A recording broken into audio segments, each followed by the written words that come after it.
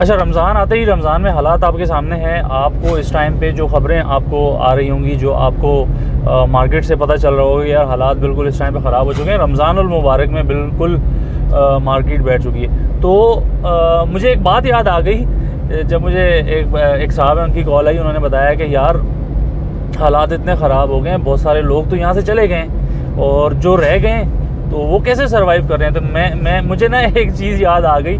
पिछले रमज़ानुल मुबारक में एक ड्रामा था वो। तो उसमें क्या होता था कि हालात जब ख़राब होते थे तो बहुत सारे लोग तो शहीद हो जाते थे, जो बच जाते थे उनको गाजी कहा जाता था। तो बैरियर टाउन कराची में इस टाइम पे जो लोग सर्वाइव कर रहे हैं वो कैसे सर्वाइव कर रहे हैं ये भी मैं आपको बताऊंगा। और दूसरा ये कि इस टाइम पे जो सिचुएशन है, क्या इस टाइम पे वाकई सब कुछ बंद हो चुका है, क्या इस टाइम पे लोगों ने ऑफिसेज बंद कर दिए हैं, क्या यहाँ पे कोई कारोबार नहीं हो रहा, कोई बिज़नेस नहीं हो रहा। आज की वीडियो में ये सारा कुछ आप जान सकेंगे।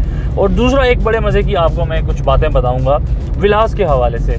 तो वीडियो को आपने एंड तक देखना। जो लोग हमारे चैनल पर नए, हमारे चैनल को सब्सक्राइब करें, बेल आइकन को भी प्रेस कर दें ताकि हर नई इन्फॉर्मेटिव वीडियो आप तक बर वक्त पहुँच सके। तो चलते हैं बग़ैर किसी इंतज़ार के आज की वीडियो की तरफ। जो हालात अभी चल रहे हैं ना, इन हालात में वाकई अगर जो लोग बच जाएंगे यहाँ पे तो उनको आपको उनको सलाम करना चाहिए। उसकी वजह ये है, देखें एक चीज़ को समझें। अच्छा, एक चीज़ तो और है ना, बहुत सारे लोग ऐसे हैं जो कि मार्केट की एक सिचुएशन जब ख़राब होती है तो वो लोग चले जाते हैं। वो उन्होंने यहाँ पे कुछ अर्से के लिए यहाँ काम करना होता है जब तक मार्केट अच्छी होती है। लेकिन जो लोग यहाँ पे काम कर रहे हैं, जो स्टिल अभी भी बैठे हुए हैं, जो अभी भी जिनके ऑफिसेज में काम हो रहा है या कंस्ट्रक्शन साइट्स जिनकी आज तक चल रही हैं, तो उन लोगों के लिए ये जो टाइम है ये कोई नई बात नहीं है। उसकी एक बड़ी वजह है। देखें ये जो हालात हैं, क्या आपको क्या लगता है कि बैरियर टाउन कराची में इस टाइम पे क्या सिर्फ और सिर्फ क्या बैरियर टाउन कराची है जिसकी मार्केट में काम बिल्कुल नहीं हो रहा? आप मुझे एक बात बताएं, क्या आप इस्लामाबाद चले जाएं, आप कराची चले जाएं, आप दूसरे शहरों में चले जाएं जहां पे भी प्रॉपर्टीज़ का अच्छा काम हो रहा था, तो क्या उस टाइम वहां पे अभी काम हो रहा है? नहीं हो रहा। उसकी वजह ये है कि जो इस टाइम पे मुल्क के हालात है ना, जो इम्पोर्टेड सरकार हमारे ऊपर मुसल्लत कर की गई है, इनसे जब तक आपकी जान नहीं छूटती है हालात सेट होना बहुत मुश्किल है। मैं आपको बताता हूँ, मेरे बहुत सारे ओवरसीज़ दोस्त हैं, वो उनसे जब भी मेरी बात होती है तो वो एक बात बार बार करते हैं, जब तक इमरान खान साहब वापस नहीं आते हम पाकिस्तान में इन्वेस्टमेंट्स नहीं करेंगे। जब तक, क्योंकि उनका एक प्लान था, उन्होंने एक पॉलिसी बनाई हुई थी ओवरसीज़ के हिसाब से। तो ये लोग क्या कर रहे हैं, ये तो चोर हैं, लुटेरे हैं सारे। तो जब तक ये हैं हम कोई इन्वेस्टमेंट पाकिस्तान नहीं लेकर आएंगे। तो भाई इस टाइम पे दुआ करने की ज़रूरत है, पाकिस्तान में जल्द से जल्द इलेक्शन अनाउंस हो जाएँ ताकि एक स्टेबल गवर्नमेंट आए और उसके बाद जो बिज़नेस है वो दोबारा से स्टार्ट हो सके। अच्छा, मैं आपको बताता हूँ इस टाइम पे जो काम है वो किस जगह पे चल रहा है। आपको इस टाइम पे जो रेजिडेंशियल विलाज हैं बैरियर टाउन कराची के, आप चले जाएं 10A में, आप चले जाएं 11A में। अच्छा, मैं 10A के विलाज की आपको ना बड़े बड़े मज़े की बात बताता हूँ। 10A का विला जो कि जर्नल विला आज से कुछ टाइम पहले की बात है, जो कि 2 करोड़ 20 लाख रुपए से कम में मिलता ही नहीं मिलता था, आज आपको 1 करोड़ 80-85 लाख रुपए में मिल रहा है। अब जो बंदा जिसने बैरियर टाउन कराची में रिहाइश करनी है, जिसने बैरियर टाउन कराची में आके रहना है, तो उसके लिए तो बेहतरीन टाइम है, वो तो घर लेगा। अब वो घर जब लेता है तो लाजमी सी बात है किसी ना किसी रियल एस्टेट एजेंट से ही लेता है ना, जिस पे वो भरोसा करता है, जिससे उसका अच्छा काम चलता है। तो उससे वो विला भी ले रहा है, उससे वो जिसने घर बनाना है वो प्लॉट भी ले रहा है। अच्छा, प्लॉट्स में इस टाइम पे आपको इतना ज़्यादा काम नज़र नहीं आता। जिस बंदे ने यहाँ पे घर लेना है, जिसने यहाँ पे रिहाइश करनी है, वो इस टाइम पे विलास पे जा रहा है, रेडी टू मूव कंस्ट्रक्शन के ऊपर वो जा रहा है। इसी तरीके से आप बैरियर अपार्टमेंट्स की बात करें तो बैरियर अपार्टमेंट्स का रेट भी आज से कुछ टाइम पहले बहुत ऊपर जा चुका था। मतलब 1 करोड़ से कम में कोई अपार्टमेंट आपको मिलता नहीं था, अच्छा अपार्टमेंट जिना के पास।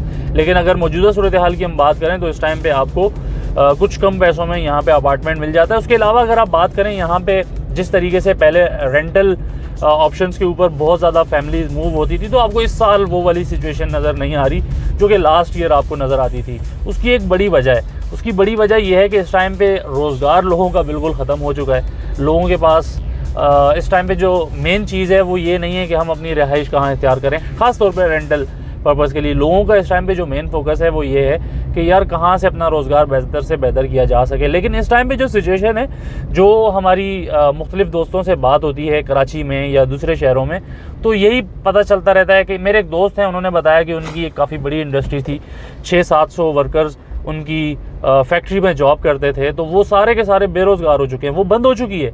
पिछले 1 साल में इस नई गवर्नमेंट ने आगे मुल्क का ऐसा बेड़ा गर्क किया है कि वो कह रहे हैं कि 700 मुलाजमीन उनके पास जॉब करते थे, वो सारे के सारे जॉबलेस हो चुके हैं। अब मुझे एक बात बताएं, इस चीज़ का असर किसको पड़ेगा? उसके अलावा जो रियल इस्टेट, जब बहुत सारे लोग बात करते हैं कि यार रियल इस्टेट के पीछे ही आप पड़ गए हो क्या, इसके अलावा कोई काम नहीं है। आप मुझे एक बात बताएं, आपके मुल्क में अगर कोई एक चीज़ आपको सही चलती हुई नज़र आ रही है, कोई एक चीज़ अगर आपको सही चलती हुई नज़र आ रही है, तो उससे आपको क्या मसला है? अच्छा, इसके अलावा आप बता देना आपकी नज़र में अगर कोई और चीज़ है, कोई और ऑप्शन है, तो आप वो बता दें लोगों को, लोग उधर भी आएंगे, कोई मसला नहीं। लेकिन जो एक चीज़ अगर सही चल रही है तो उसको चलने दें। अब जिस बंदे ने यहाँ पे आके घर लेना है, तो क्या उसके लिए ये ख़राब टाइम है?